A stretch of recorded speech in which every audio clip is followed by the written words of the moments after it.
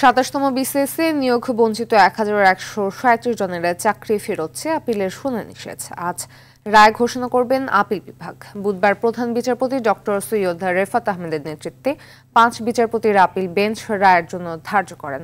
গত বছর ৭ নভেম্বর ২৭তম বিসিএসে নিয়োগ বঞ্চিত ১,১৩৭ জনের পক্ষে করা আপিল শুনবেন বলে আদেশে বলা হয়।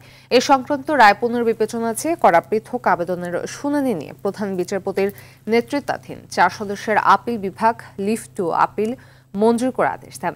ওই বিসিএসে প্রথমবারের মৌখিক পরীক্ষা বাতিলের সিদ্ধান্ত বৈধ ঘোষণা করে হাইকোর্টের দেয়া রায় বহাল রেখে ২০১০ সালের ১১ জুলাই আপিল বিভাগ রায় দেয়।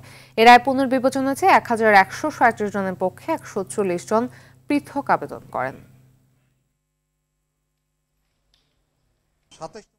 ২৭তম বিসিএস নিয়োগ বঞ্চিতদের বিষয়ে কথা বলছেন আইনজীবী। আমরা সরাসরি চলে যাচ্ছি সেখানে। রায়, যে রায়টি এই ১১৩৭ জন বিসিএস উত্তীর্ণ প্রার্থীর পক্ষে ছিল, সেই রায়টি বাতিল করে লিভ গ্রান্টিং ছাড়া যে রায়টি ইতিপূর্বে আপিল বিভাগ দিয়েছিল, আজকে রায়ের মাধ্যমে সেই রায়টি বাতিল হলো। অর্থাৎ আপিল বিভাগ আজকে পূর্বের আপিল বিভাগের দেওয়া রায় বাতিল করলো এবং হাইকোর্ট বিভাগের যে রায়ে এই ১১৩৭ জন ব্যক্তির চাকরি ফিরিয়ে দেওয়ার ব্যাপারে নির্দেশনা ছিল, সেটি পুনরুজ্জীবিত হলো। অর্থাৎ আমাদেরকে মনে করতে হবে যে হাইকোর্ট বিভাগ যে রায়টি দিয়েছিল, সেই রায়টি হচ্ছে এই ২৭তম বিসিএস এর উত্তীর্ণ পরীক্ষার্থী ১১৩৭ জন্য প্রযোজ্য হবে।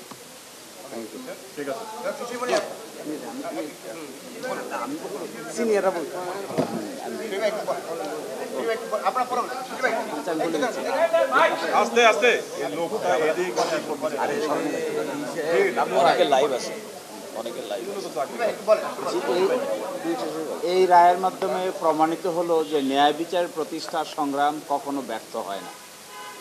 আর আমি আহ্বান জানাবো, যারা নতুন করে চাকরি পাবে তারা যেন দেশ গঠনের কাজে আত্মনিয়োগ করে এবং বাংলাদেশের এই শূন্য জায়গায় ছাত্রদের প্রতি শ্রদ্ধা নিবেদন করে ন্যায় নিষ্ঠার সহিত নতুন বাংলাদেশ গঠনের ক্ষেত্রে তারা যেন আপ্রাণ ভূমিকা রাখে, এই আহ্বান সকলের প্রতি থাকে। ধন্যবাদ।